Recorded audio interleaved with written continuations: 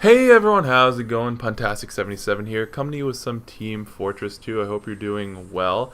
This is on King of the Hill Harvest. I decided to play a little bit of the Pyro with the back burner and I believe just the frying pan, so I didn't really use it. Oh, and the scorched shot, just because I wanted to blow people off the roof or blast them off the roof. Usually I'd use like the man melter or something to help my teammates, but I was like, I'm just going to cause a lot of damage. And these are some really cool clips that I got here, and I just wanted to show them all to you. Just a few things I wanted to talk about. So one, a little bit of like logistical kind of housekeeping things. I'm glad you guys are enjoying the kind of content I'm bringing. So I had like the coaching series with Team Fortress 2 last week. That was really fun. If you haven't seen it, it's a really great video where I use the coaching feature to help someone out. And the one before that, which was like the randomizer video, that one was really great. And you know, all the Let's Play stuff on my channel, I know it can be a little bit much. So for example, you know, I have Super Mario Sunshine that comes out on Thursdays, Mega Man on Mondays, and Fable 2 on Friday. There's a lot of them. When I finish off one of those series, you're definitely going to see a lot less Let's Play kind of stuff on there, and it's going to be more quick, kind of like TF2 first-person shooter stuff. Or at least that's the plan, at least. I want to reduce the amount of content on my channel from, you know, like 5 times a week or 4 times a week to maybe like 3 times a week, 4 maybe.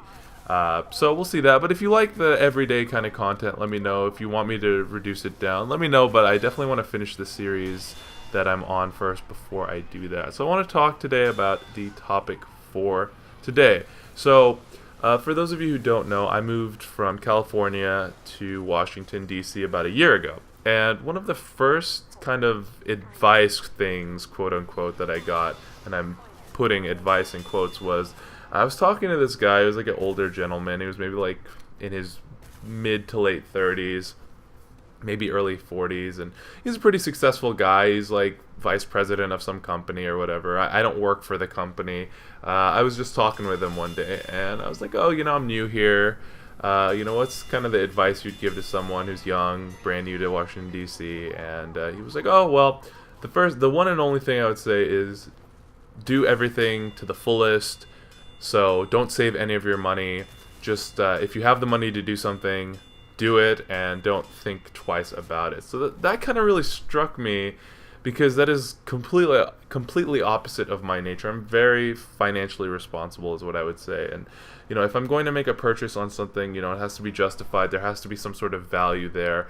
I'm not going to buy, like, for example, I'm not going to buy this like name brand kind of items at the grocery store if you can get, you know, the same taste and the same kind of quality with a store brand one. So, you know, people always make jokes about, like, you know, Fruit Loops and like Fruit Rings, and the Fruit Rings would come in this like big trash bag, and I don't really taste the difference. So I'd get the Fruit Rings every time, because they're usually like $5 cheaper or however much cheaper they are. But I thought it was very interesting because, you know, that's just how I was kind of raised, is to be very fiscally responsible. Not so much cheap. I would definitely say I'm not cheap in my nature, but I'm very responsible in the way I spend. So I would never make a, you know, irrational spending on something, like spend $300 or $400 on something, you know, without putting a lot of thought into it. If I'm going to make a big purchase, it's going to be something that, you know, I've thought out, I've done the research. But that's kind of what I wanted to ask you all. Like, you know, there's obviously pros and cons to both kind of situations, but I wanted to get your take on it. What do you think? You know, are you usually the kind of person, like, if I have the money now, I'm going to spend it, or, you know, you usually think about it? I'm not going to advocate for one way or the other, because, you know, you all know how I am and which choice I would make. And that doesn't mean my choice is right or yours is wrong or whatever. I'm just saying that these are kind of alternate ways of thinking, and what that guy really said kind of stuck with me, even though I haven't really practiced it that much here. But yeah, what do you all think about that? I mean, obviously the pros to, you know, spending your money is you get the happiness instantly, you know, like, or the gratification of, like, yes, I spent money on something, I'm going to have it right now, or I'm going to get to experience that right now. You know, rather than waiting, you know, you could say there's a greater pleasure in waiting for that, you know, and it's more satisfying long term. So, I definitely think, with our consumer culture the way it is now, where, we kind of expect everything now.